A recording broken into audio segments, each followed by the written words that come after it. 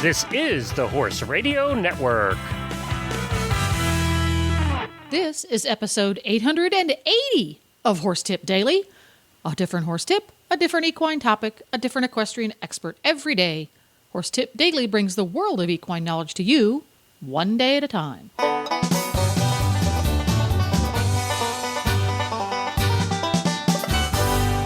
Greetings, horse people. Coach Jen here, and thanks for tuning in to Horse Tip Daily. Today, Dressage Radio Show co-hosts Reese Kofler-Stanfield and Philip Parks answer a listener question. Should she use a flash noseband to school if she can't use it to show? And yes, I can't help myself, and I toss in my opinion at the end. So, we'll get right to it after this shopping tip from EquestrianCollections.com. Hi, Glenn here with the Horse Radio Network, and it is getting to that time of the year when we start doing certain products from Equestrian Collections, and we have one of those products with Debbie this week. Yeah, this week I'm featuring the Parrot heated hoses. Now, I really like winter. I like the cold, but I really, really hate to have to worry about hoses in the I know, cold. what a pain. Oh, and you have to pull them out down the hill, be sure they drain, blah, blah, blah. This is perfect. It's a heated hose.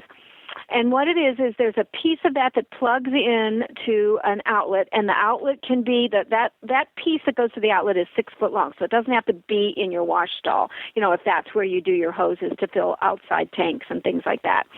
And it is, we have them in three sizes. We have 12 foot, 25 foot, and 100 foot. So that should take care of any barn it is that you have. It's tested down to 42 degrees Fahrenheit below zero. So, and it's grounded. This is something that you just heat it in, you plug it in, and within just a few minutes, less than 30 minutes, everything should thaw out, and you should have a hose all winter long to fill up your outside tanks. Or I have a friend who, does buckets inside the stall, and you can get a long enough one and fill up your buckets in your stall.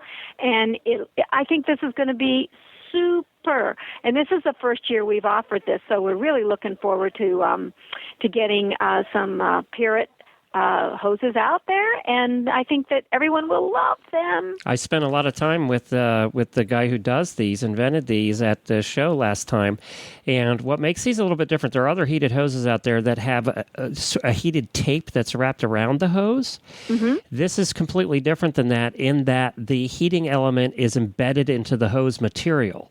So that's what makes these, one, better, and two, safer than the other hoses that are out there. Yes, that's the thing that I was most concerned about, and these things are great. I think everybody who lives anywhere north of, say, Florida yes. should give these a try. Definitely. And you search for, it's P-I-R-I-T. Just search for P-I-R-I-T at EquestrianCollections.com, and that'll bring up all the different hose sizes, 12, 25, and 100 feet, depending on what you need.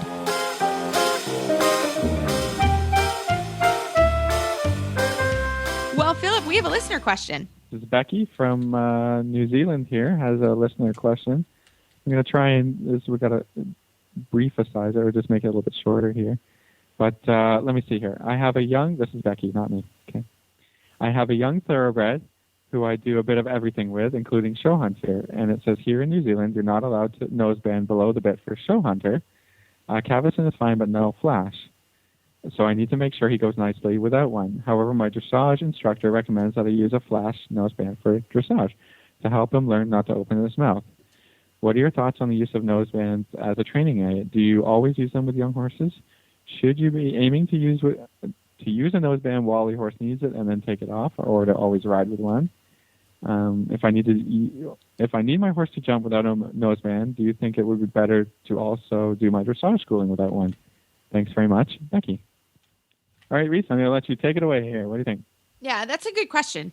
And, we do deal with a lot of horses off the track here in Lexington, obviously. We have a huge population of thoroughbreds. So we do use nosebands. I personally am not a fan of not having a noseband on.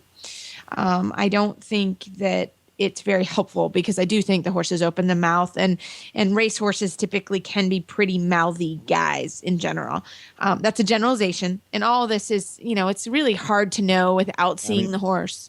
Yeah, whenever we answer these questions, I guess it's a good disclaimer to say it's very much a generalization, and every horse is an individual. Every horse, and when you're training and when you're dealing with tack, we always have to be able to, start inside the box and be able to go outside the box and change the plan and find out what works for every horse. So that's a good place to start. Because, absolutely. Yeah. So that is important. So as a generalization, I typically like flashes, or, we've put several horses now in the Mechlin bridles. And they're legal now in dressage and also in eventing dressage. And a lot of my X-race horses go really well in that particular noseband. Again, it's very specific to each horse. But I'm not a fan of horses going around with their mouths open and the bit sliding through their mouth. So I typically like him. And I tell people, everyone's like, well, how tight should you make them? Well, my idea of that is that they should be as tight as your belt. If your belt is loose, your pants will fall off. And if your belt's too tight, it's uncomfortable. And it's the same thing for a noseband. It needs to be tight enough that it's that it's actually doing something, but it doesn't need to be too tight that it's not. So that's sort of my rule of thumb. Philip, how about you? When I start the 3-year-olds, it's almost always in a flash noseband, again, as a generalization, but I just open his mouth to try and fix a problem that gets kind of created because he didn't have it on. So some aren't comfortable, and if they're fussy and whatever, then I'll take it off and experiment with different nosebands or different bits. I find a lot of problems a lot of problems are created from the bit and not necessarily the noseband. So I look at different bits before then I say, okay, I got to take this off or adjust it or find a different noseband that's going to work. But I do prefer that almost all the horses go with a flash noseband. It's just a piece of tack. It does its job when it needs to, and it doesn't do anything when it doesn't need to. So,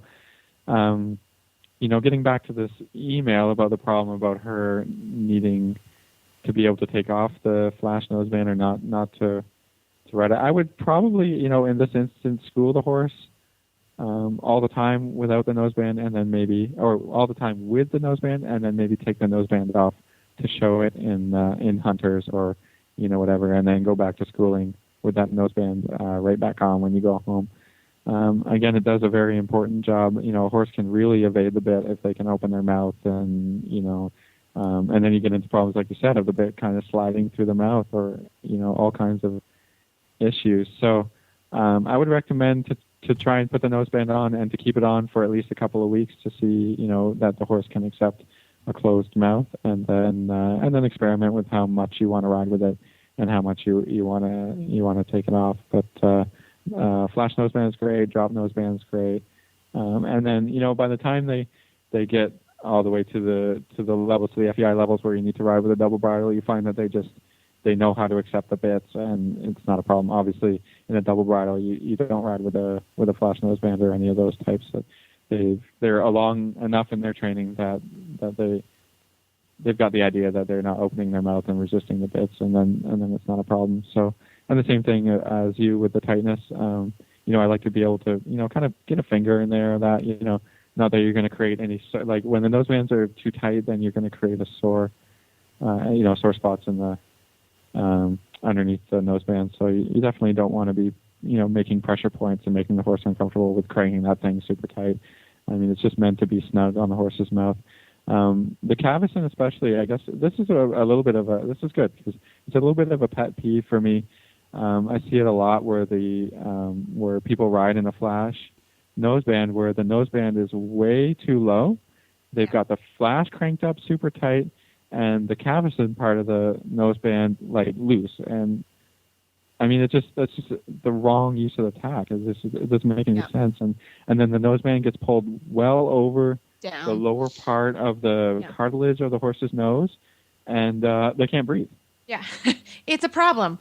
It's a problem. So this is good that we get to talk about this a little bit because again, I see it a lot. So what you want is that the cavesson part of that noseband, up pretty high.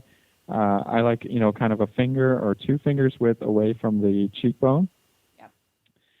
So go out and look because if that noseband is too low, it's cutting off horse's air. And so and then do up your cavesson part of the noseband nice and snug. Again, not super super tight, but snug enough that noseband is not going to get pulled down by the flash part of the noseband. So that it's hard to describe, but you want it just going straight across the horse's nose, not being pulled any lower than where it kind of does up underneath the chin of the horse, and that the flash part of the noseband is the looser part. So that's also kind of snug. But if one's going to be loose and one's going to be tight, do the cavesson tight and the flash loose. Yep. That's my 2 cents, I guess. Hopefully that helps. Yeah, hopefully that helps. I love it. That's excellent. It's kind of a straightforward question, and then we get into all kinds of we get talking around the bush. It's actually a very complicated question. It's a really complicated question. It sounds simple on the surface, but because those dropped nosebands do have a function, and you have a horse that is used to wearing one, and a rider who is used to having one, because they can cover up rider issues. The horse is evading the bit because the rider's not doing his job as well as he could. And then you have to remove it. That I can see that's a really valid question for somebody who's doing both dressage competitions and show hunter competitions. Other types of things. Yeah. Sure, So I think a horse has no problem if they really learn and they school in a flash to keep their mouth closed. And then when you're ready to show, if you've got contact issues anyways, maybe it's time to go home and school a little bit more and get your hands educated. Yeah. And then, the good news there is that show hunters are not required to carry themselves in as athletic a frame as a dressage horse. If you have a dressage horse that can do first level, he can do show hunters. So it's not putting a whole ton of stress on those aids.